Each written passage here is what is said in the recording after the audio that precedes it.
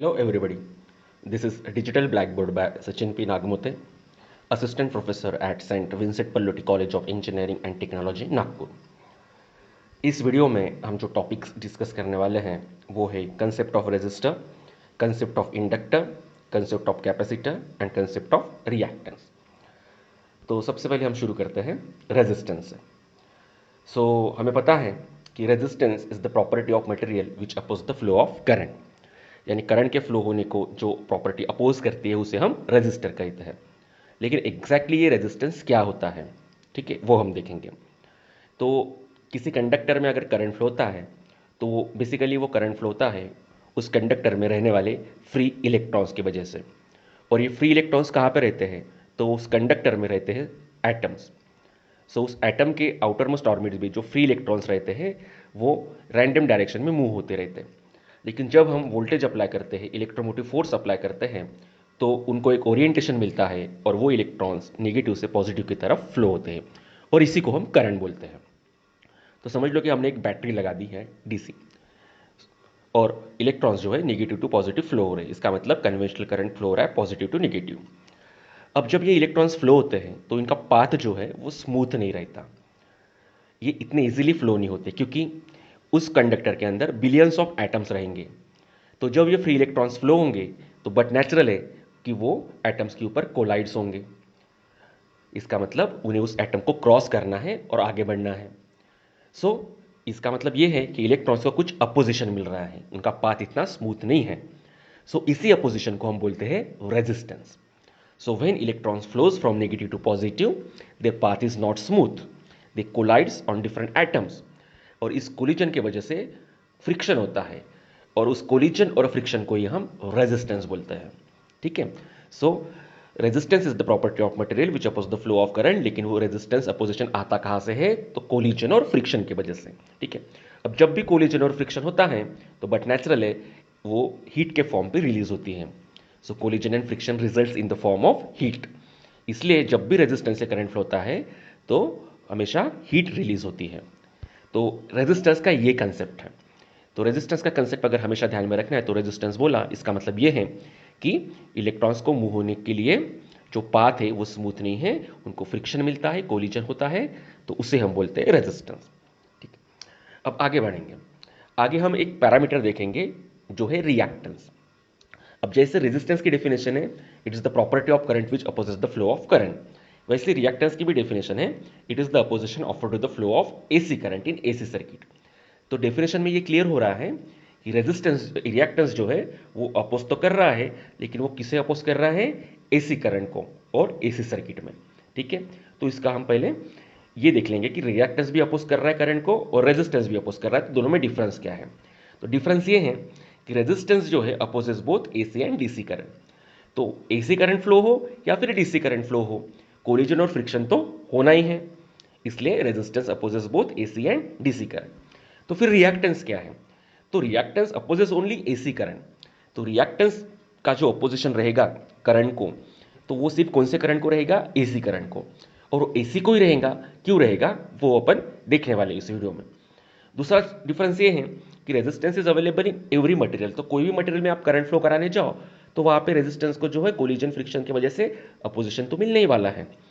लेकिन रिएक्टेंस का ऐसा नहीं है, reactance is present in other elements, वो अदर एलिमेंट्स में आता है। अब वो एलिमेंट्स कौन से हैं जिसमें रिएक्टेंस रहेगा, तो बट नेचुरल है वो पहला एलिमेंट है इंडक्टर। ठीक है। तो इंडक्टर इसमें क्या रहने वाला है, रिएक्टेंस। अब इंडक्टर में रिएक्टेंस कैसे डेवलप होता है वो हम देखेंगे। तो सबसे पहले हम चलते हैं कि इंडक्टर बेसिकली क्या है। आप एक स्ट्रेट वायर ले लो, सिंपल वायर। तो हमें पता है कि उस वायर में क्या रहने वाला है, रेजिस्टर। ठीक है, उस वायर में रेजिस्टेंस रहने वाला है। अब उसी वायर को हमने क्या करना है, एक कॉपर वायर को एक मैग्नेटिक मटेरियल के ऊपर वाउंड करना है। मैग्नेटिक मटेरियल के ऊपर वाउंड करना है, इसका मतलब उस मैग्नेटिक मटेरियल के ऊपर अपन उसको लपेटेंगे। It is called as number of turns. इसको हम वाउंड कर रहे हैं, one number of turns, two number of turns, we are doing like that. A wire having some number of turns wound on a magnetic material is called as inductor।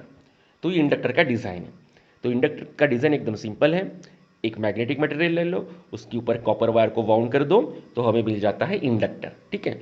अब इसको inductor क्यों बोलते हैं ये भी हम क्लियर करेंगे कि इसको इंडक्टर ही क्यों बोलते हैं।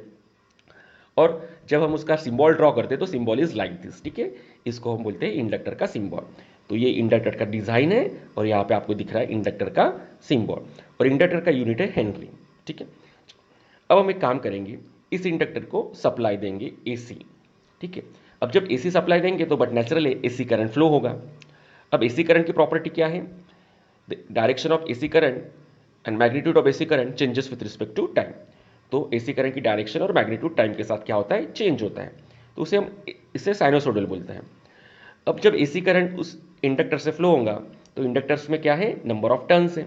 सो नंबर ऑफ टर्न से जब करंट फ्लो हो रहा है तो बट नेचुरली एक फोर्स डेवलप होता है और it is called as magnetomotive force, और उस फोर्स की वजह से इंडक्टर में फ्लक्स डेवलप होता है, ठीक है। अब इंडक्टर में फ्लक्स डेवलप हो गया तो फ्लक्स का नेचर क्या रहेगा, तो एसी करंट फ्लो हो रहा है तो बट नेचुरली फ्लक्स का नेचर भी एसी रहेगा। So flux is also changing with respect to time, यानी फ्लक्स भी टाइम के साथ चेंज हो रहा है।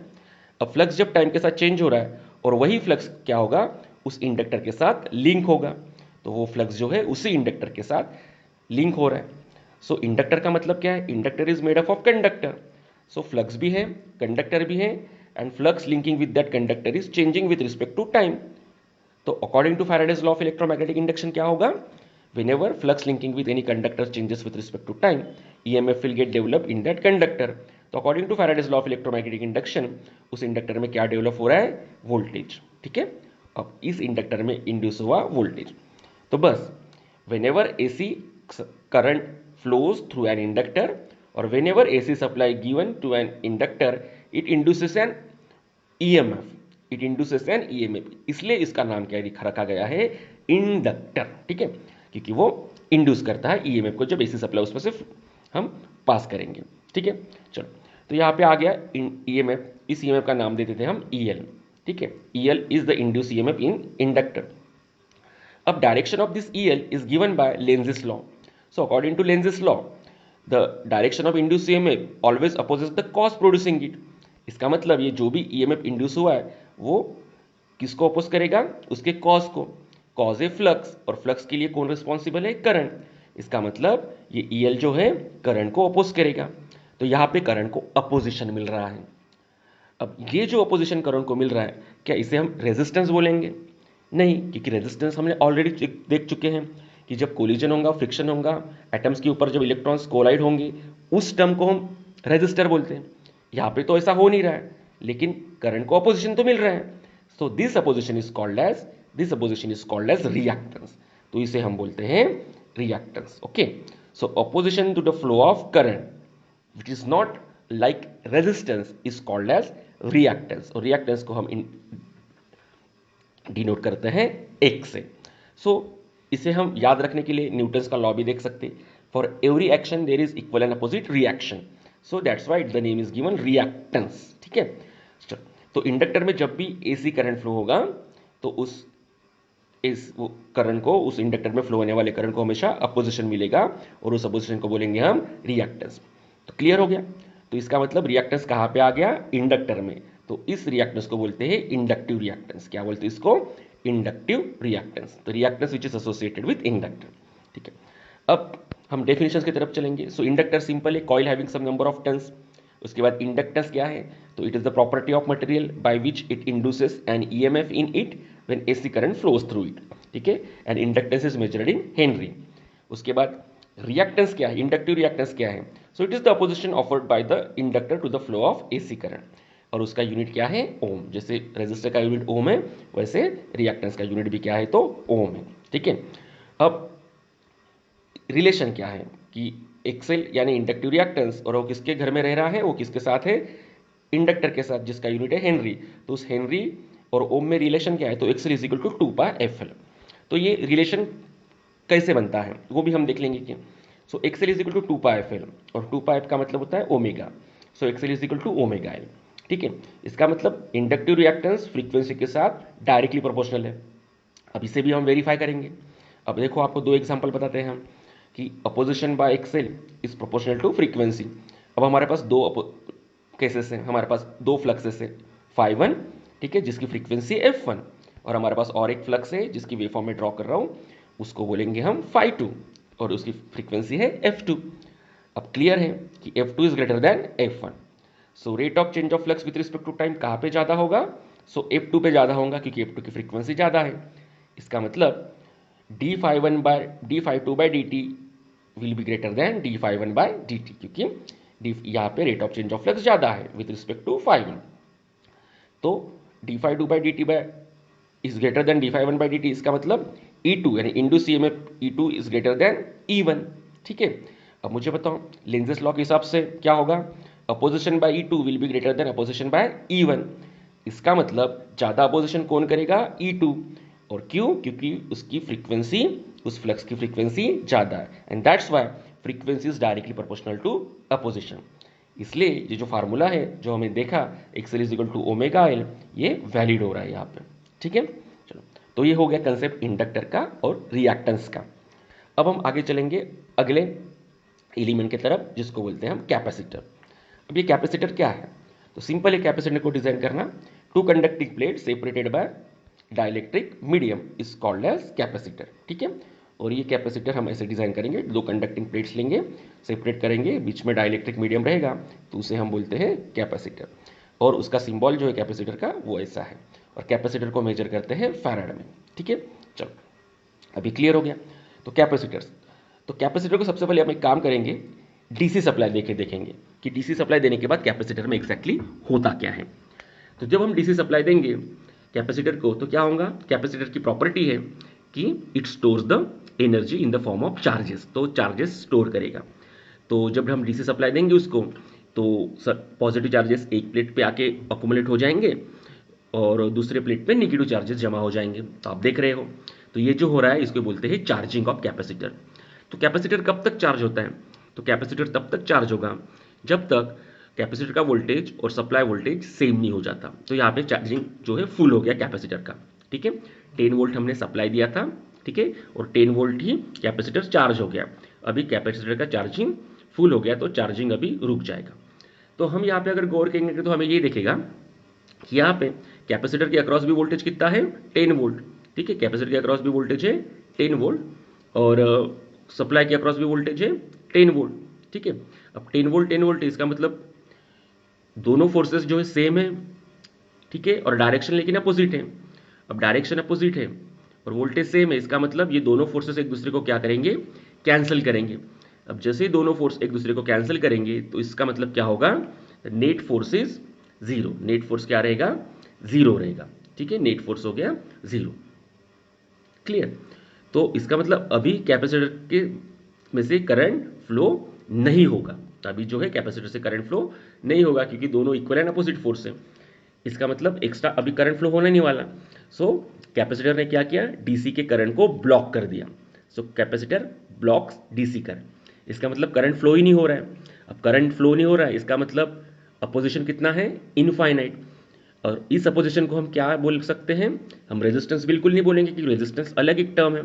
तो इस अपोजिशन को बोलते हैं रिएक्टेंस। तो आप देख सकते हो यहाँ पे अभी सप्लाई से करंट फ्लो ही नहीं हो पा रहा है क्योंकि ये कैपेसिटर का वोल्टेज और सप्लाई का वोल्टेज सेम है, इक्वल है और अपोजिट है। इसका मतलब no current is flowing through this capacitor. इसका मतलब क्या हो गया? Current zero. करंट जीरो इसका मतलब अपोजिशन इनफाइनाइट, और इस अपोजिशन को हम बोलेंगे reactance. So in DC capacitor offers infinite reactance, यानी डीसी को कैपेसिटर ने क्या करके रखा है? ब्लॉक करके रखा है। सो डीसी में कैपेसिटर हमेशा डीसी को ब्लॉक करेगा। ठीक है, चलिए ये तो होगी वो बात डीसी की। लेकिन जब हम एसी देंगे, जब हम उसी कैपेसिटर को एसी देंगे तो क्या होगा? तो देखो, अब एसी देने के बाद तो वही होगा, कैपेसिटर चार्ज होगा। कैपेसिटर तो चार्ज होगा 10 वोल्ट 10 वोल्ट। लेकिन एसी की प्रॉपर्टी क्या है कि आफ्टर एवरी हाफ साइकिल ये पॉजिटिव नेगेटिव टर्मिनल क्या होते जाएंगे? चेंज होते जाएंगे। ठीक है, पॉजिटिव नेगेटिव साइकिल जो है चेंज होते जाएंगी। इसका मतलब ये जो अपोजिशन है, कभी इधर से अपोजिशन मिलेगा इस साइड से, तो कभी उस साइड से अपोजिशन मिलेगा। ठीक है, अब बट नेचुरल है, दोनों साइड से अपोज करना है, और अपोजिशन की साइड अगर चेंज होते जाएंगी तो अपोजिशन की एबिलिटी भी कम हो जाएंगी। क्योंकि अगर हम एक ही साइड से अपोज करते हैं तो हमारी अपोजिशन की ताकत जो है काफ़ी ज़्यादा रहेंगी। लेकिन अगर हमें दो अलग अलग साइड से आफ्टर सम टाइम इंटरवल, थोड़ी थोड़ी देर के बाद अलग अलग साइड से अगर अपोज करना है किसी चीज़ को, तो हमारी अपोजिशन की ताकत भी है वो क्या हो जाएंगी? कम।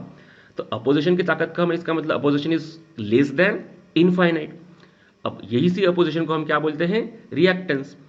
और ये अपोजिशन जो है क्या होगा, जितनी ज़्यादा फ्रीक्वेंसी बढ़ते जाएंगी उतना ज़्यादा अपोजिशन का पावर भी क्या होता जाएगा, कम होते जाएगा। इसका मतलब opposition is proportional to 1/f। इसलिए इस अपोजिशन को हम बोलते हैं रिएक्टेंस, और इसका फार्मूला क्या है, x is equal to 1/2πfc। यानी कैपेसिटर का जो रिएक्टेंस है वो फ्रीक्वेंसी के साथ इनवर्सली प्रोपोर्शनल है, क्योंकि जितने ज़्यादा बार फ्रीक्वेंसी रहेंगी, ज़्यादा फ्रीक्वेंसी रहेंगी तो ज़्यादा बार उसको साइड चेंज करना पड़ेगा, और ज़्यादा बार उसको अगर साइड चेंज करना पड़ेगा तो बट नेचुरली अपोजिशन का पावर कम होता जाएगा। इसलिए x is equal to 1/2πfc या x is equal to 1/ωc। तो समझ में आ गया। तो इसका मतलब कैपेसिटर को डीसी दिया तो उसने डीसी को तो पूरा ब्लॉक कर दिया, लेकिन अगर एसी दिया तो पूरी तरह से ब्लॉक नहीं कर पाएगा, तो उसका अपोजिशन का पावर थोड़ा कम रहेगा, लेस देन इन्फिनिटी। ठीक है, इसी को हम एक एग्जाम्पल के तौर पे देखेंगे कि अगर एक बैट्समैन है, वो अगर सिर्फ राइट हैंड से खेलता है तो वो ज़्यादा रन बना सकता है। लेकिन अगर उसे हम बोले कि आप कुछ 5 बॉल अगर राइट से खेलो, 5 बॉल लेफ्ट से खेलो, तो वो थोड़े से कम रन बनाएगा। और वही उसे बोला कि 2 बॉल राइट से खेलो, 2 बॉल लेफ्ट से खेलो, तो उसका क्या होगा, साइड चेंज का ज़्यादा बढ़ गया तो उसके रन्स भी जो है और कम बनेंगे। और उसे बोला कि 1 बॉल राइट से खेलो, एक बार लेफ्ट से खेलो, एक बार राइट से खेलो, एक बार लेफ्ट से खेलो, एक बार राइट से, एक बार लेफ्ट, तो जितने ज़्यादा बार वो फ्रीक्वेंसी चेंज करेंगे अपनी साइड की, उतना ज़्यादा उसके रन बनाने का पावर भी क्या होता जाएगा, कम। तो बस यही है, यही जो है हो रहा है कैपेसिटर के साथ। तो जितनी ज़्यादा फ्रीक्वेंसी बढ़ते जाएंगी उतना ज़्यादा अपोजिशन का पावर क्या होता जाएगा, कम होते जाएगा। सो रिएक्टेंस देखा हमने इन केस ऑफ कैपेसिटर। ठीक है, तो हमने अभी 3 एलिमेंट देखे, और किसी भी इलेक्ट्रिकल नेटवर्क में ये तीनों एलिमेंट्स जो है इंपॉर्टेंट है। So resistor is in ohm, it is the property of material which oppose the flow of current, जिसका यूनिट होता है ओम। उसके बाद इंडक्टर रहता है जिसका यूनिट रहता है हेनरी। ठीक है, ठीक है, उसका सिंबल है हेनरी, उसका सिंबल ये है, उसका यूनिट है हेनरी। और कैपेसिटर रहता है फैराड में। ठीक है, और उसको गिनते हैं हम फैराड में। ठीक है, और इसमें इंडक्टर के साथ कौन आता है, और एक एक्सएल। ठीक है, और कैपेसिटर के साथ कौन आता है, एक XC. So reactance is associated with inductor और इन विथ कैपेसिटर। सो अगर रिएक्टेंस इंडक्टर के साथ है तो उसे बोलते हैं इंडक्टिव रिएक्टेंस, और अगर रिएक्टेंस कैपेसिटर के साथ है तो उसे बोलते हैं कैपेसिटिव रिएक्टेंस। ठीक है, तो इस वीडियो में हमने रेजिस्टर के कंसेप्ट क्लियर किए, रेजिस्टर के, इंडक्टर के, कैपेसिटर के भी कंसेप्ट क्लियर किए, और साथ में हमने रिएक्टेंस का भी कंसेप्ट क्लियर किया। So I hope you like this video, और इसे लाइक करें, शेयर करें, सब्सक्राइब भी करें। और कुछ अगर आपको क्वेरी है, डाउट है, so you can contact me at sachinnagamute@gmail.com। Thank you very much.